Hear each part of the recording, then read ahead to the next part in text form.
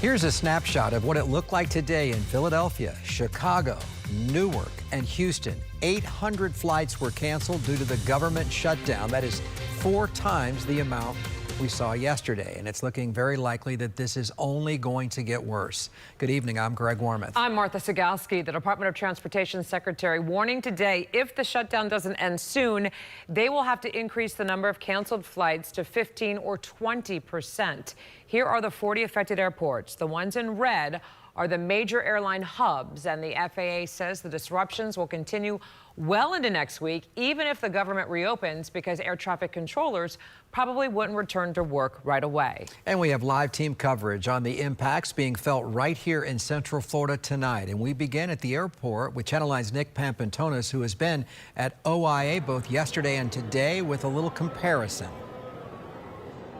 Greg, it's felt like a snowball throughout the day. If you look at the board up here, there's a lot of yellow on the arrival side. Declan, if you can actually go to the left of the arrivals there. A lot of yellow. Those are minor delays, most of them 30 minutes at this point. Anything taken off from here is going to have one of those. You see some red. Those are major delays, hours long. I was just sitting next to a couple that is going to be waiting 2 hours for their flight, just with a toddler, which we all know how fun that is. We're not even talking about the cancellations there. Dozens of those already scheduled for Saturday.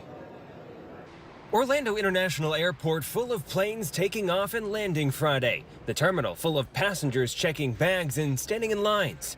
The flight board full of anything but the words on time. They text us maybe like an hour ago and told us that we were delayed an hour and a half. So now we're just waiting. Jasmine Holston said she was offered an indirect flight that would get her to Houston sooner, but she wouldn't take it out of fear of this word.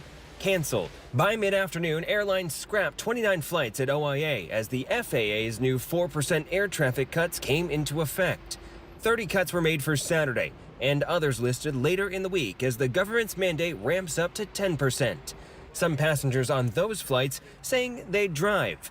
Others accepting a trip the following day, forcing them to take a day off work. Julie Williams said she saw the writing on the wall and is flying back to Arkansas a day ahead of schedule. Originally, it changed from a nonstop flight. Then they changed it, and now I had to catch another flight. And so that's when I started looking into it. And the good news is the delays and cancellations are spread out to everybody. So bad news, you're likely going to have a delay. Good news is not one airport where you're definitely going to have a flight canceled.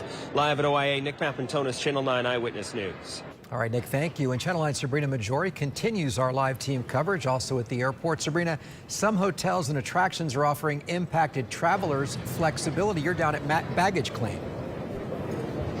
Yeah, Greg, people getting off flights, picking up baggage from carousels like this one, and then heading off to start those big family trips, are trying to put the stress of those cancellations and delays behind them. We're now learning some Orlando resorts and hotels are working with people who had to deal with those unexpected changes.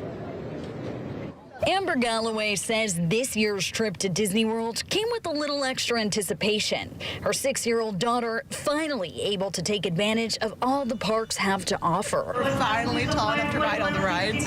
She's super excited. But FAA mandated flight reductions sent the family scrambling after their Delaware flight was canceled. It was just such a short notice. You had to change everything you've had planned for months. Took us 2 flights to get here, but we're here, so we're good. The family says they're still making it on time to check in at their Disney resort. But Disney is also offering additional flexibility for impacted guests. These theme park partners in Orlando are pretty used to, disruption. Amid the FAA mandated reductions, Disney is allowing for exceptions to their typical cancellation policy. While thus far, Universal is adhering to their terms and conditions, including non-refundable tickets.